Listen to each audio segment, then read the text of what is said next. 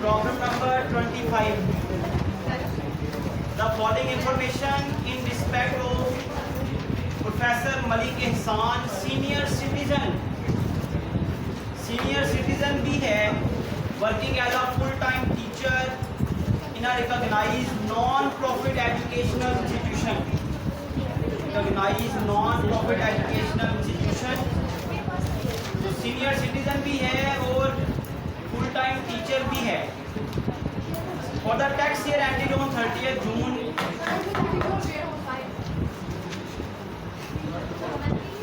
Professor Malik एहसान का question है बेटा. क्वेश्चन नंबर 25 है. आप देखेंगे आपने फॉर्मेट अगर याद किया है क्वेश्चन नंबर 25 हम करने जा रहे हैं तो आप देखेंगे इसमें कोई नई चीज़ नहीं आनी कि आपके लिए कोई नया क्वेश्चन शुरू हो गया जी. क्वेश्चन नंबर 25 है जी, एंड पे आ गया जी, बड़ा मुश्किल है जी, ऐसी कोई बात नहीं है. वही सारा फॉर्मेट है जो आपको ऑलरेडी समझाया हुआ है. प्रोफेसर मलिक एहसान सीनियर सिटीजन भी है.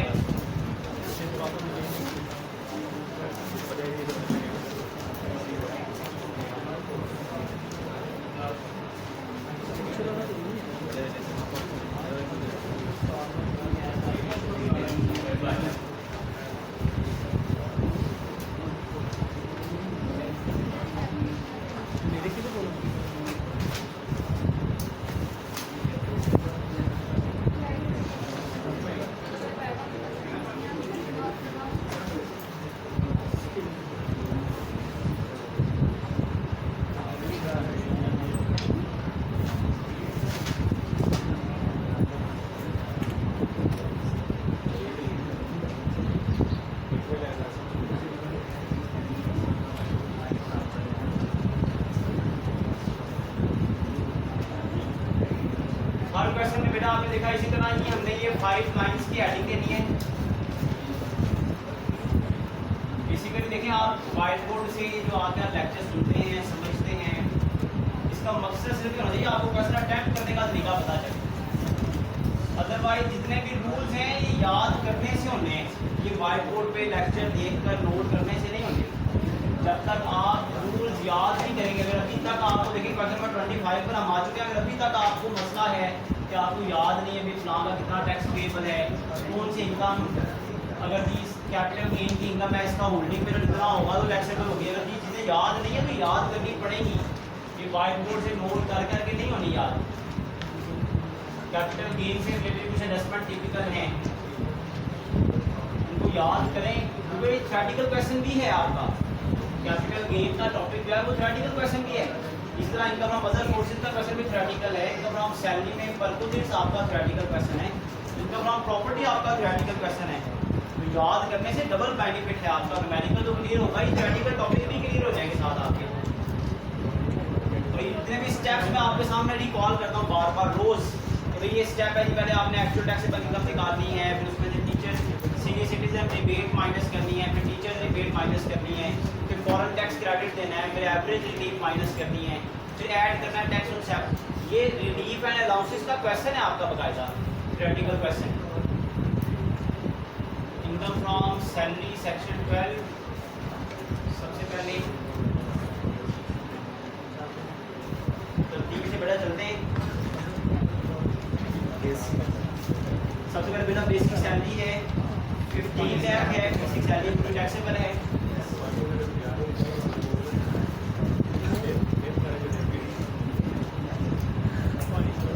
बेसिक सैलरी 15 लाख पूरी टैक्सेबल है. उसके बाद कॉस्ट ऑफ लिविंग अलाउंस है 1,65,000 पूरी टैक्सेबल है.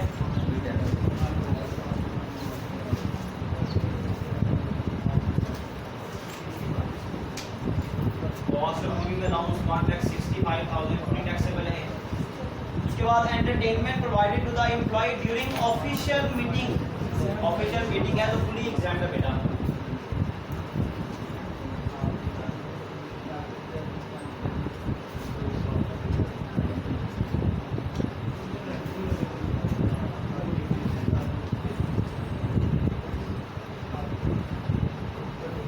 ऑफिशियल मीटिंग के दौरान एंटरटेनमेंट प्रोवाइड की गई है 90,000 की फुली एग्जाम्पल.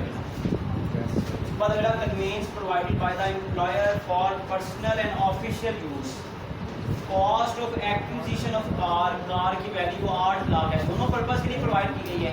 कार की वैल्यू का 5% आप पढ़े, जो ब्रैकेट में लिखा हुआ ना 10,000 पेड फॉर मेंटेनेंस, इससे कोई कंसर्न नहीं है आपका, चाहे मेंटेनेंस जो मर्जी करवाए, इससे कोई फर्क नहीं पड़ता। Car provided for both purpose,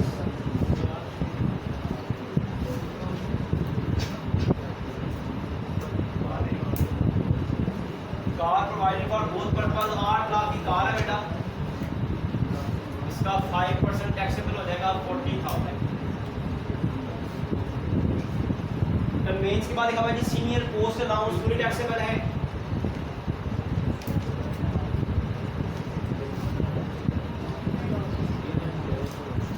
low amount output वाले में देखेंगे फुली टैक्सेबल है 60,000। उसके बाद बेटा लीव पेड असिस्टेंस है 35,000।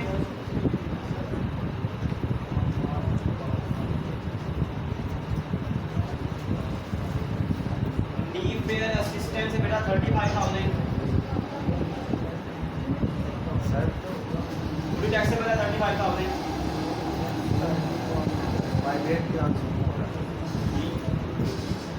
1,50,000 फुली टैक्सेबल है बेटा।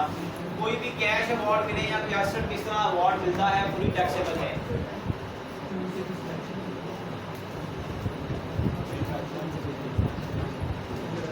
लैपटॉप विनिंग है, ये लैपटॉप आपको कंपनी ने दिया जहां पर आप जॉब कर रहे हैं, ये फुली टैक्सेबल है बेटा 1,50,000। अगर वैसे कोई इनाम किसी का निकले ना बेटा, उस पर 20% टैक्स होता है FTR में जाकर, ये कंपनी की तरफ से 12 इनाम मिला है। उसके बाद लिखा भाई प्रॉपर्टी इनकम, देखिएगा जरा ध्यान से शाबाश। प्रॉपर्टी इनकम है 12,000, उसमें लिखा हुआ है account of utilities provided to the tenant. ये जो 12,000 की यूटिलिटीज का पैसा मिला है ना 12,000 रुपया, ये अदर सोर्सेज में आता है। प्रॉपर्टी इनकम कितनी है बेटा 2,50,000 में से 12 माइनस करके आए। उसके बाद प्रॉपर्टी के बारे में लिखा हुआ है unadjusted loss of previous year. बेटा ये रूल आपको याद होना चाहिए, प्रॉपर्टी का जो पिछले साल का लॉस है उसकी कोई ट्रीटमेंट नहीं होती। बिजनेस का पिछले साल का लॉस बिजनेस इनकम में से एडजस्ट हो जाता है, प्रॉपर्टी का पिछले साल का लॉस एडजस्टेबल। हाँ करंट ईयर में प्रॉपर्टी का लॉस होना वो एडजस्ट हो जाता है, करंट ईयर में प्रॉपर्टी का लॉस हो वो बिल्कुल एडजस्टेबल होता है। उसके बाद लिखा हुआ है अनएडजस्टेड लॉस के बाद लिखा हुआ है लॉस हो गया। उसके बाद लिखा हुआ है इनकम फ्रॉम बिजनेस यूके, ये फॉरेन बिजनेस इनकम है। Loss from foreign source business, ये भी रूल याद रखें, फॉरेन सोर्स बिजनेस से लॉस होगा तो उसकी कोई ट्रीटमेंट नहीं होगी। पाकिस्तान सोर्स बिजनेस से लॉस होगा तो वो माइनस होगा, लेकिन फॉरेन सोर्स बिजनेस से लॉस होगा तो वो एडजस्टेबल नहीं होता। लेकिन यहाँ पर फॉरेन बिजनेस इनकम भी है और फॉरेन बिजनेस लॉस भी है, अब एडजस्ट होगा, अब एडजस्ट होगा। अब फॉरेन बिजनेस इनकम में से फॉरेन बिजनेस का लॉस एडजस्ट होगा, दोनों फॉरेन बिजनेस। अब फॉरेन बिजनेस इनकम में से फॉरेन बिजनेस का लॉस एडजस्ट होगा, माइनस होगा। अगर सिर्फ फॉरेन बिजनेस का लॉस होगा तो वो पाकिस्तानी बिजनेस इनकम में से माइनस नहीं होगा।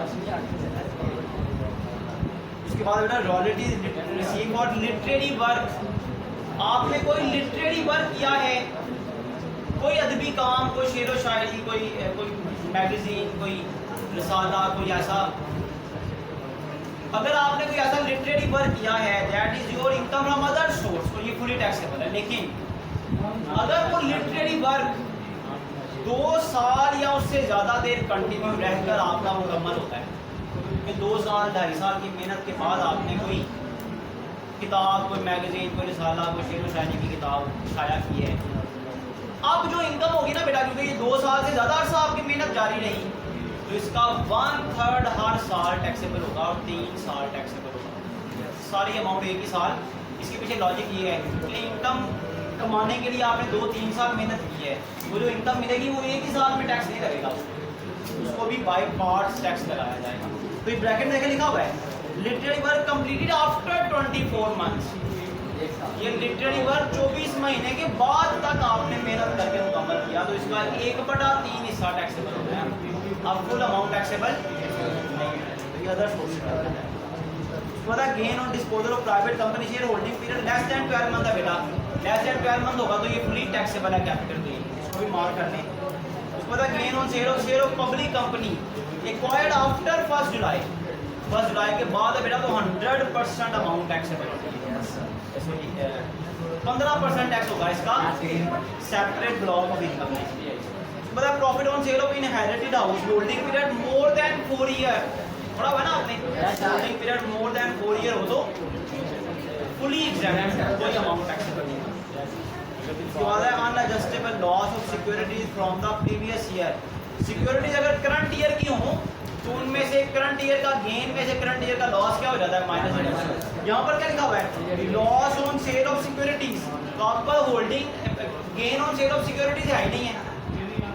Gain on sale of securities जब तक ना हो, loss on sale of security minus नहीं होता। आपने ये वो भी क्वेश्चन इसमें है, set of and carry forward losses, उसमें लिखा हुआ है कि अगर gain on sale of securities होगा तो लॉस एडजस्ट होना है, अगर गेन नहीं है तो फिर लॉस भी एडजस्ट नहीं होगा। उसके बाद देखिए शाबाश,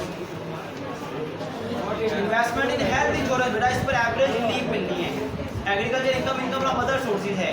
फिर लिखा हुआ है परचेज ऑफ शेयर, ध्यान से देखिएगा इस स्टेटमेंट को, purchase of share of listed company from privatisation commission 80,000, कब खरीद गई, 31 मई 2020 को। एंड अलाउड टैक्स क्रेडिट, आपको टैक्स में राहत भी दी गई, कितने की, 10,000 इन टैक्स ईयर 2020, टैक्स ईयर 2020 में आपको ये राहत भी दी गई। He sold all the share for ₹80,000, उसने सारे शेयर 80,000 में क्या कर दिए, बेच दिए। बेच दिए ना बेटा, तो इसका मतलब हुआ इस बार तो कोई रिलीफ का सवाल पैदा नहीं होगा, क्योंकि ये बेच दिए तो ये जो 10,000 का रिवर्सल हो, ये जो 10,000 का रिलीफ मिला था ना, ये रिलीफ भी वापस हो जाएगा। 10,000 की राहत मिली थी, 10,000 की टैक्स क्रेडिट, मतलब टैक्स में राहत मिली थी, 10,000 की राहत मिली थी। अब क्या होगा, क्योंकि उसने शेयर बेच दिए हैं तो जो राहत मिली हुई थी ये क्या हो जाएगी, रिवर्सल, ये वापस ले ली जाएगी। जब हम एंड पर फाइनल टैक्स निकाल लेंगे ना, उसमें से ये 10,000 इसमें ऐड कर देंगे, तो भाई ये जो टैक्स उसे राहत मिली थी ना पिछले साल 2020 में, अब ये वापस ऐड कर दिया जाएगी, ये राहत खत्म कर दी जाएगी। अब उसके टैक्स में 10,000 की राहत उसे पिछले साल मिली थी, ये वापस जमा करके उसका टैक्स बढ़ा दिया जाएगा, इसको भी याद रखिएगा। डोनेशन टू लाहौर कोर्ट, बेटा इस पर एवरेज नहीं मिलनी है। ज़कात डिडक्टेड आपका टोटल इनकम में से माइनस होती है। Tax deducted at source from salary, tax deducted at source में लिखा जाना है। तो यहाँ तक बेटा इनकम फ्रॉम सैलरी कंप्लीट होगी ना, 19 लाख का salary income.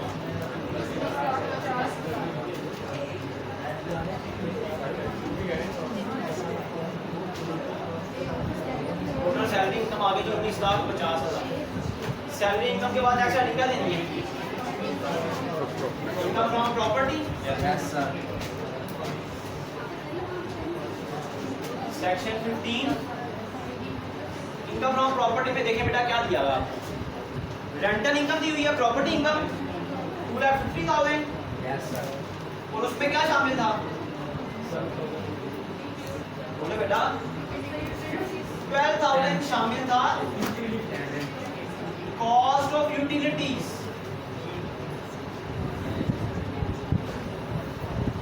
Cost of utilities 12,000 शामिल है, उसे माइनस कर दें, रिमेनिंग बचती है 2,38,000, ये अदर सोर्सेज में जाएगा 12,000। और ये जो रेंट चार्जेबल टू टैक्स है बेटा, इसके बारे में क्या लिखते हैं, tax under separate block of income, ये 2,38,000 पर टैक्स लगेगा, किसके मुताबिक, सेपरेट ब्लॉक ऑफ इनकम के मुताबिक। अनएडजस्टेड लॉस मैंने पहले बताया कि जो पिछले साल का लॉस है ना प्रॉपर्टी का, उसकी कोई ट्रीटमेंट नहीं है। उसके अलावा और कोई प्रॉपर्टी इनकम बेटा आपके पास नहीं है। तो नेक्स्ट हेडिंग है income from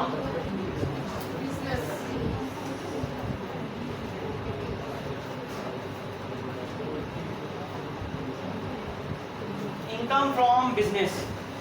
income from business से रिलेटेड बेटा लिखा हुआ है इनकम फ्रॉम बिजनेस यूके, और साथ ही लिखा हुआ है loss from foreign source business. गैर मुल्की आमदनी में से गैर मुल्की नुकसान क्या हो जाएगा, माइनस। अगर पाकिस्तान सोर्स बिजनेस होता ना, उसका नुकसान अगर होता तो वो फॉरेन बिजनेस की इनकम में से माइनस हो सकता था, लेकिन फॉरेन बिजनेस का लॉस, फॉरेन बिजनेस का लॉस पाकिस्तानी बिजनेस इनकम में से माइनस नहीं हो सकता। ये फॉरेन बिजनेस इनकम है, फॉरेन बिजनेस का लॉस है, इस वजह से ये माइनस करने की इजाज़त है। इनकम फ्रॉम फॉरेन बिजनेस कितनी है जी?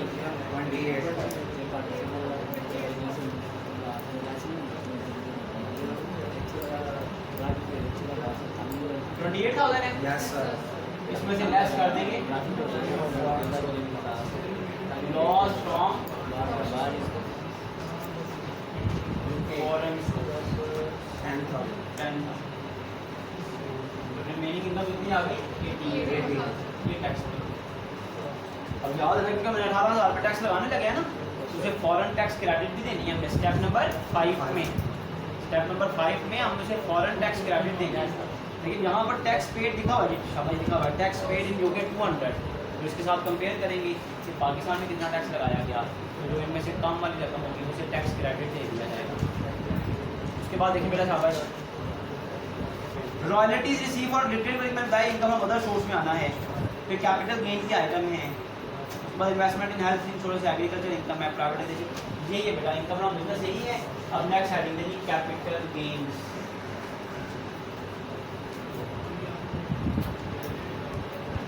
Capital gain section 37। Capital gain के आइटम देखिए बेटा कौन कौन से हैं। सबसे पहले है जी gain on disposal of share of private company, पूरी टैक्सेबल है। Gain on sale of private company share, private company के शेयर को बेचकर गेन हुआ 15,000 रुपये का, यस सर। पूरी टैक्सेबल है क्योंकि holding period less than 1 year है।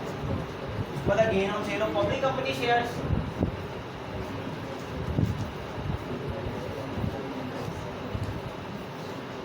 इस पर कितना गेन है बेटा? 67,000। तो इस पर टैक्स लगेगा सेपरेट लॉ में जाकर, किस रेट के मुताबिक बता? At the rate of 15% under separate law, under separate law. उसके बाद है जी profit on sale of inherited house, ये पूरी एग्जैम्प्ट है। Profit on sale of inherited house, profit on sale of inherited house कितना है बेटा? 60,000। फुली एग्जैम्प्ट है क्योंकि holding period more than 4 year है, holding period more than 4 year है, तो ये फुली एग्जैम्प्ट है जी बेटा। उसके बाद देखिए शाबाश,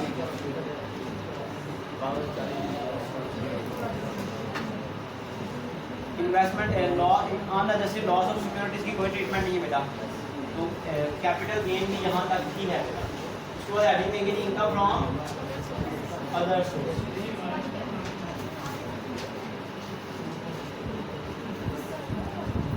section 39। Income from other sources में देखिए बेटा, royalties receive of related work,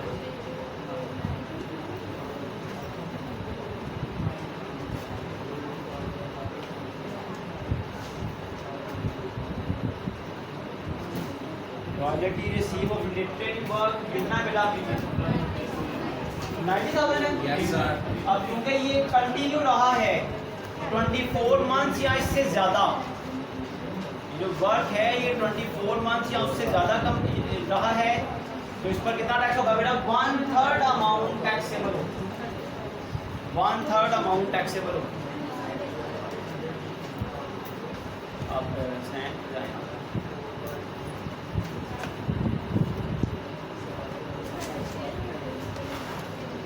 1/3 amount taxable होगी क्योंकि ये लिटरेरी वर्क कंटिन्यू रहा है, ये लिटरेरी वर्क जो कि 24 महीने और उससे ज़्यादा कंटिन्यू रहा है, दैट्स वाई इस लिटरेरी वर्क पर का 1/3 टैक्सेबल होगा। अगर ये विदिन 24 मंथ या लेस देन 24 मंथ में कंप्लीट हो जाता तो ये पूरी टैक्सेबल होना था, तो ये 30,000 बिना टैक्सेबल हो जाएगा 1/3। उसके बाद देखें शाबाश, लिटरेरी वर्क के बाद देखें शाबाश, अदर सोर्सेज की कोई item, agriculture income, 75,000। Agriculture income कितनी है? 75,000 यस सर। पूरी एग्जाम्प्ट है। उसके बाद और कोई अदर सोर्सेज के आइटम नहीं है। जहाँ तक टोटल करें शाबाश, तो आपके पास टोटल इनकम आती है 20 लाख 13,000 20 लाख 13,000 ये टोटल इनकम बेटा। टोटल इनकम में से 5 चीजें माइनस होती है। कौन कौन सी? ज़कात डिडक्टेड, है ज़कात डिडक्टेड, है ज़कात डिडक्टेड है 20,000।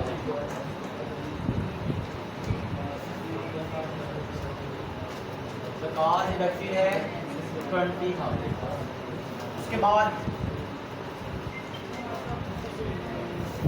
Profit on debt mark upon housing finance भी नहीं है, वर्कर वेलफेयर फंड भी नहीं है, डोनेशन अंडर क्लॉज 61 स्केड्यूल 2 भी नहीं है, चिल्ड्रन एजुकेशन फीस भी नहीं है, पांचों नहीं है, पांचों नहीं है।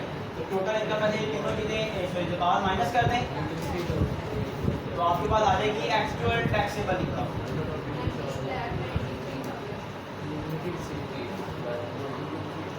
एक्चुअल टैक्सेबल इनकम बताएंगे कितनी आएगी? 19,93,000। ये आपके पास आ गई एक्चुअल टैक्सेबल इनकम। बेटा इस क्वेश्चन में शेयर फ्रॉम यूपी नहीं है ना? शेयर फ्रॉम यूपी नहीं है ना?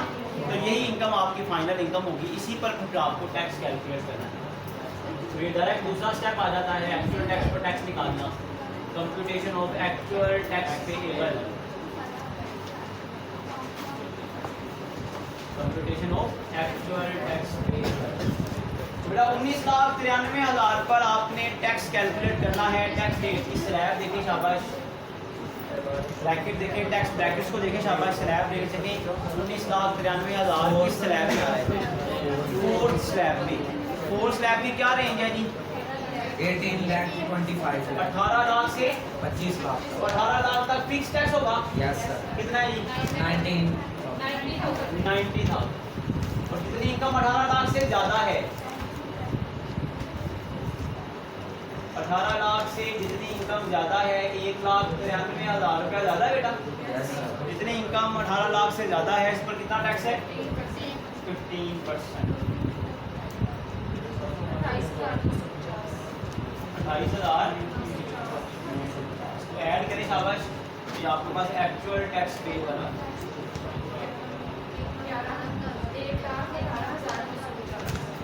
1,18,009। ये एक्चुअल टैक्स पेएबल आपके पास बता। एक्चुअल टैक्स पेएबल में से आप माइनस करते हैं सीनियर सिटीजन रिबेट।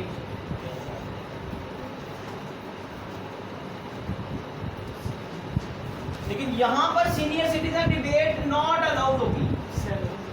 क्यों बता? Because taxable income exceeds 10 lakh। Taxable income जब 10 लाख रुपए सालाना से ज्यादा हो तो फिर बेटा सीनियर सिटीजन रिबेट नहीं मिलती, इसके लिए आप अलाउड नहीं होते। एक्चुअल टैक्स पेएबल यही आ जाएगा 1,18,000, क्योंकि आपकी एक्चुअल टैक्स इनकम 20,13,000 है, तो सीनियर सिटीजन रिबेट के लिए आप एलिजिबल नहीं है। सीनियर सिटीजन रिबेट के बाद नेक्स्ट आती है teachers rebate. Teachers rebate eight the rate of 25%। Teachers rebate के बारे में मैंने आपको बताया था, जब टीचर्स रिबेट देनी है तो टैक्स निकालना है सैलरी इनकम का, उस पर 25% रिबेट देनी है, टोटल टैक्स पर 25% नहीं देनी है। एज अ टीचर उसकी अर्निंग देखें जी, वो 19,50,000 है, सैलरी इनकम है 19,50,000। इसका टैक्स निकालें, इस पर 25% रिबेट देनी है। 19,50,000 बताएं किस स्लैब में आ रहा है जी? फोर्थ स्लैब में आ रहा है। फोर्थ स्लैब की रेंज वही है 18 लाख। 18 लाख तक फिक्स टैक्स है 90,000। 18 लाख से जितनी इनकम ज्यादा है तो 1,50,000 रुपया जाता है। 18 लाख से आपकी इनकम कितनी है? 19,50,000। तो कितनी ज्यादा हुई? 1,50,000 ज्यादा हुई। 1,50,000 पर कितने फीसद लेंगे? 15%, 22,500। एज अ टीचर उसकी इनकम कितनी है? उसका टैक्स कितना आ गया? 1,12,500। तो सैलरी इनकम के टैक्स पर 25% कंसेशन है, सारे टैक्स पर नहीं, सैलरी इनकम के टैक्स पर। तो सैलरी इनकम का टैक्स निकालना है आपने, तो इसके नीचे वर्किंग में उस टैक्स का 25% है, 1,12,000। उसका 25% कितना आएगा? 28,125। एक्चुअल टैक्स पेएबल में से बेटा आप माइनस कर देंगे जो टैक्स रिबेट फॉर टीचर निकाली आपने, तो ग्रॉस टैक्स पेएबल आ जाएगा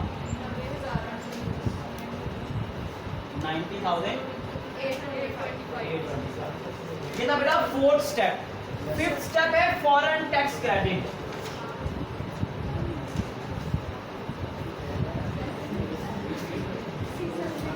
फॉरेन टैक्स क्रेडिट की वजह ये है कि वो दूसरे मुल्क में पैसा कमा कर आया, वहां पर उसने टैक्स दिया, जब पाकिस्तान में आया तो आपने दोबारा टैक्स लगा दिया। तो क्या करें बेटा, टैक्स पेड देखिए कितना उसने दूसरे मुल्क में दिया, टैक्स पेड इन यूके 200 है। अब कैलकुलेट करें tax charge in Pakistan. Pakistan में उस पर कितना टैक्स लगाया गया, तो उसका रूल मैंने बताया था बेटा आपको, 1 रुपए का टैक्स निकालेंगे। कैसे निकालेंगे? प्रीवियस स्टेप का टैक्स देखें कितना है, वो है 90,825 रुपए। हमने उस पर 90,825 रुपए टैक्स लगाया। कौन सी इनकम पर?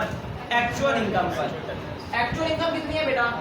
19,93,000। हमने उसकी इनकम 19,93,000 पर 90,825 रुपए टैक्स लगाया है।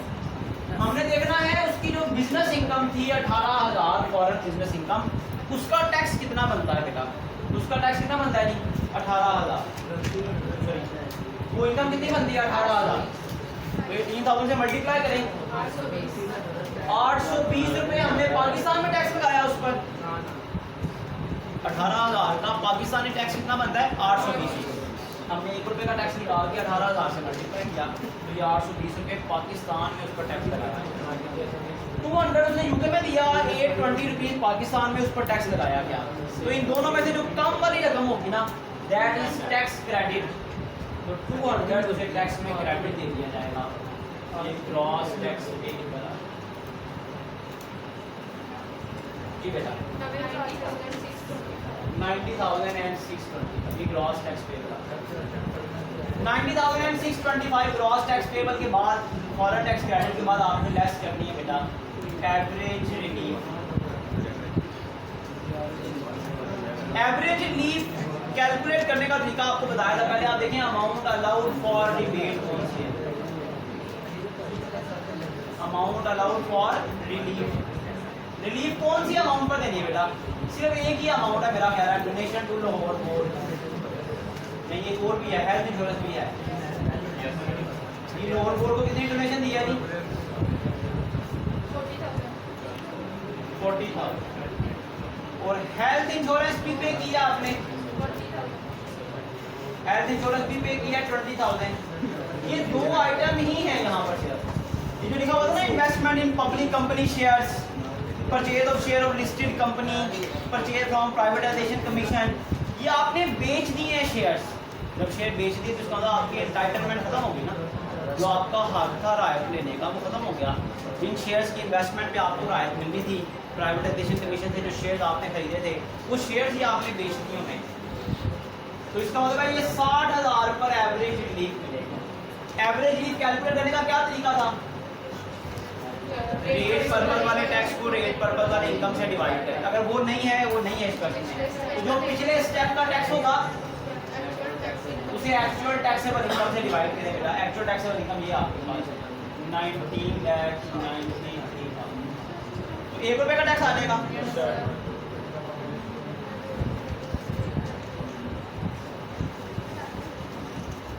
19,93,000 उसकी एक्चुअल इनकम है, डिवाइड करेंगे तो 1 रुपए का टैक्स आ जाएगा बेटा।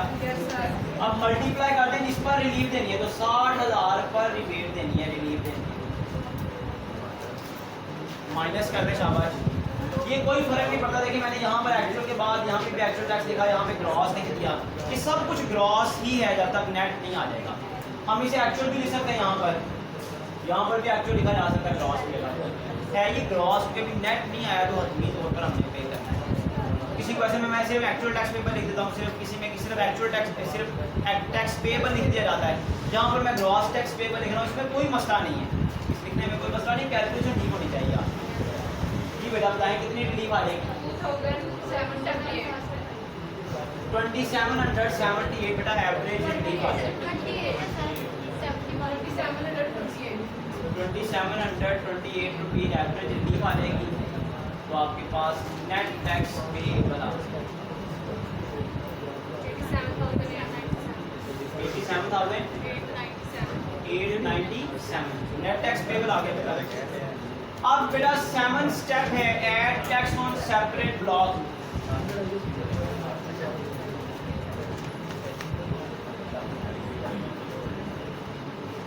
तीन तरह की इनकम पर टैक्स आपने सेपरेट ब्लॉक में लगाना था।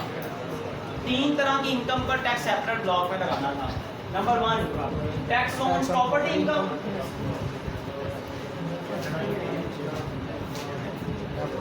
Tax on property income. Property income कितनी है बेटा?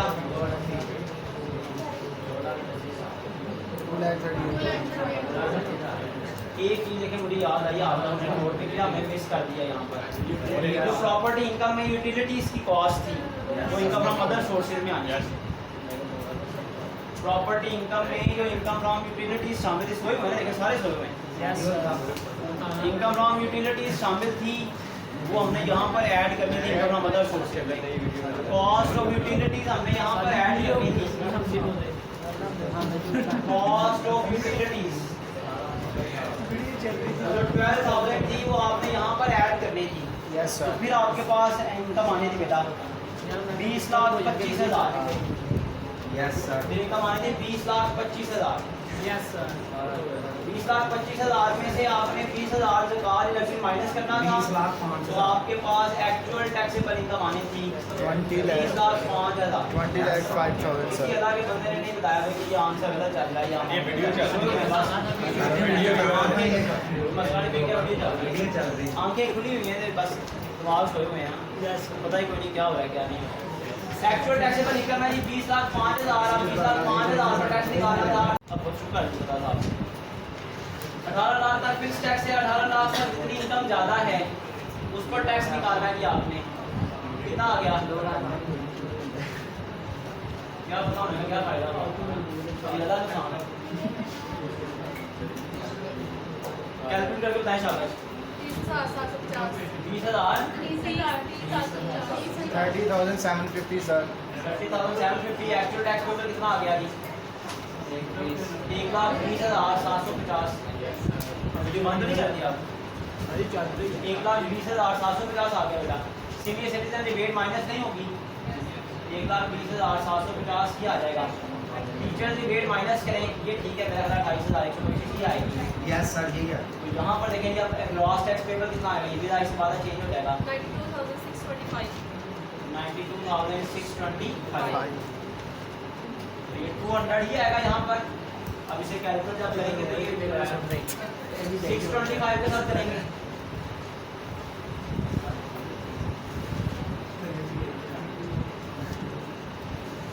ये चल रही है 20,05,000। Yes sir. ये कितना आ रहा था यहाँ पर? टैक्स 832। 832 200 ही माइनस होना था। ये कितना आ रहा था? 92,625 आ रहा था। Yes sir. 92,625 आ रहा है।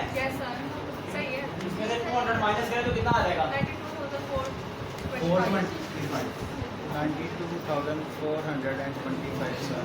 92,425 92,425 यस सर। और यहाँ पर एवरेज लिखी दोबारा से 92,425। एक्चुअल टैक्सेबल इनकम मेरा है कि 20,05,000। Yes sir. शाबाश भाई, अब एवरेज देख के निकल गई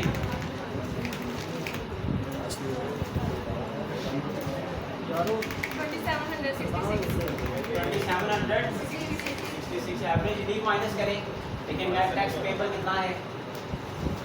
89,859 नेट टैक्स पेबल कितना आ गया बेटा? 653। 650 रिलीफ 9 आ गया जी। Net net tax payable.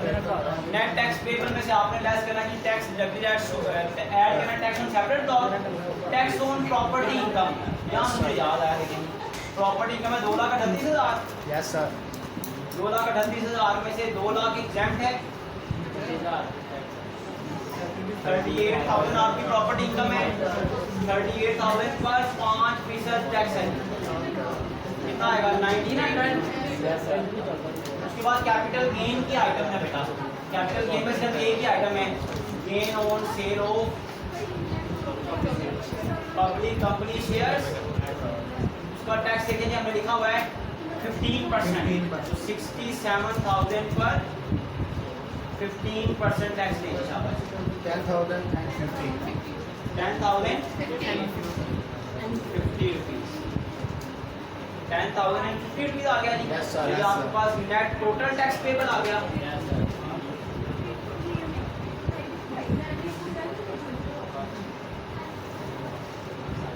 Net total tax payable आ गया बेटा, कितना आ गया 1,01,000 609। Yes, sir. अब इसमें से बेटा लेस करना है tax deducted at source.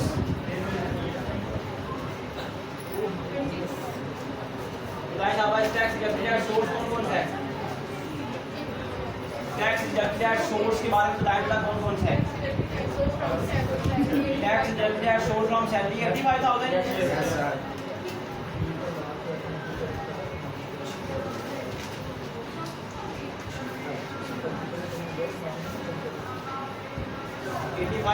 Tax deducted at source है, ये माइनस कर दें। 16,609 नेट टैक्स पेबल आएगा 16,609 16,609। Yes, sir. याद होगा मैंने आपको बताया था जो लिखा हुआ बेटा, प्राइवेटाइजेशन कमीशन ने जो शेयर बेचे हैं, प्राइवेटाइजेशन कमीशन के जो शेयर्स हैं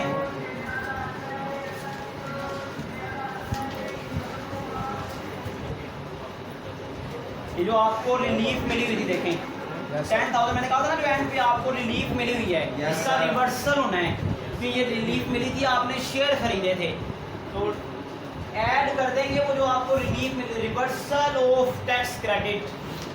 रिवर्सल ऑफ टैक्स क्रेडिट, वो जो टैक्स क्रेडिट मिला हुआ था ना आपको 10,000 का, Yes, sir. 10,000 की जो टैक्स में राहत मिली हुई थी, क्योंकि आपने शेयर बेच दिए हैं तो वो राहत अब आपको नहीं मिलेगी।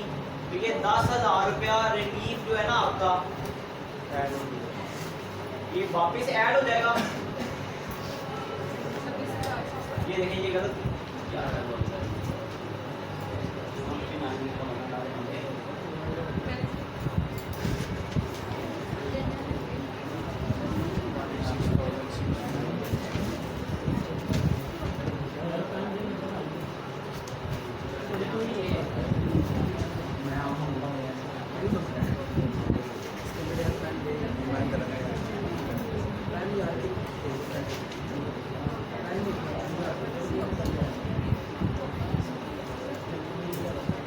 तो आपके पास बेटा बुक में गलती लिखी हुई है, बुक में ये गलत है। Yes, आपका sir. Net tax payable with return आता है 26,600 रुपये। बुक में मैं बता दूं क्या गलती है, देखेंगे भैया। Net tax payable with return, ये जो रिवर्सल हुआ है ना बेटा, ये ऐड होना था ना, Yes, sir. बुक में उसने लिखा ऐड हुआ है लेकिन कार माइनस दिया हुआ है। ये बुक की मिस्टेक है। ये जो 10,000 का उसे रिलीफ मिला हुआ था ना, Yes, sir. ये रिलीफ उसका रिवर्स हो जाना है Yes. क्योंकि उसने वो सोल्ड कर दिए शेयर्स। तो देखिए उसने खुद बुक में लिखा हुआ है ना कि आपने 1,01,603 में ऐड करना था 10,000, ऐड करना था तो क्या आना था 1,11,000, जबकि नेक्स्ट पेज पे उसने माइनस कर दिया भाई 91,000 लिख दिया भाई। तो ये बुक की मिस्टेक है। बुक पे देख रहे हैं पेज नंबर 506 पर वो जो ऐड बैक करना था ना उसने वो ऐड करने के लिए माइनस कर दिया हुआ है। बुक पे देख रहे हैं कि नहीं? बुक पे नहीं देख रहे आप। 1,01,000 में 10,000 ऐड होना था तो 1,11,600 बनाना था Yes, sir. या 609 या 603 जो भी है, उसमें से फिर लेस होना था टैक्स डिडक्टेड एट सोर्स। उसने क्या किया बेटा, ये रिवर्सल को क्या कर दिया हुआ है, माइनस कर दिया था कि रिवर्सल में ऐड करें और वो रिलीफ जो उसको पिछले साल मिली थी वो रिलीफ इस बार खत्म हो गई है तो ऐड करना था 10,000 वापस। जहाँ पर हमारा बेटा ये वाला क्वेश्चन कंप्लीट हो गया। Yes.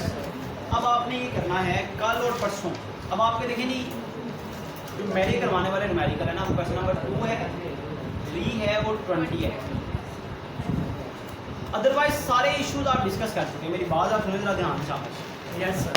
अदरवाइज हम सारे इश्यूज डिस्कस कर चुके हैं। अब आपने क्या करना है, कल भी और परसों भी, कल का दिन है वेडनेसडे और थर्सडे भी, 2 दिन आपने इस टाइम के दौरान जो जो न्यूमेरिकल में आपको प्रॉब्लम हुई है वो 1 बाय 1 डिस्कस करनी है। उसको भी हम रिकॉर्ड करेंगे ताकि वो प्रॉब्लम आपको अगर हुई है तो और भी किसी को प्रॉब्लम हो सकती है। क्वेश्चन नंबर 25 तक सिवाय क्वेश्चन नंबर 2, 3 और 20 के जिस न्यूमेरिकल में जो जो चीज़ आपको बुक में लगता है कि ये मुश्किल है, प्रॉब्लमैटिक है हमारे लिए, उसको 1 बाय 1 डिस्कस करें। मैं उसको पहले यहाँ पे बोलूँगा ताकि सुनने वाले को वीडियो में भी पता चल जाए तो उसका क्या हल है, क्या उसकी एडजस्टमेंट है, ये भी हम डिस्कस करेंगे। Yes. ताकि इन 25 न्यूमेरिकल में से 3 के अलावा बाकी सारे मसले आपके हल हो जाए। इंशाल्लाह। तो उन तीनों को हम डिस्कस करेंगे, क्वेश्चन नंबर 2, 3 और 20। कल का और परसों का टाइम अपॉर्चुनिटी आपके पास है, इसके बाद शायद आपको दोबारा अपॉर्चुनिटी नहीं मिलनी, हमने मसले हल करने हैं, ठीक है। बाद में मैसेज करके कमेंट करके आपको मसला पूछे, उससे बेहतर है कि आप अभी पूछ लें। क्या ख्याल है? अपना मसला अभी पूछ लें, अभी प्रैक्टिस करें 2 दिन, आज जाके प्रैक्टिस करें, कल प्रैक्टिस करें, कल वाले मसले कल पूछ लें, परसों वाले मसले परसों पूछ लें, जितने मसले हैं उनको हल कर लें। इसके बाद दोबारा समझने का मौका नहीं मिलना। यस ठीक हो गया जी? Yes sir. चलो।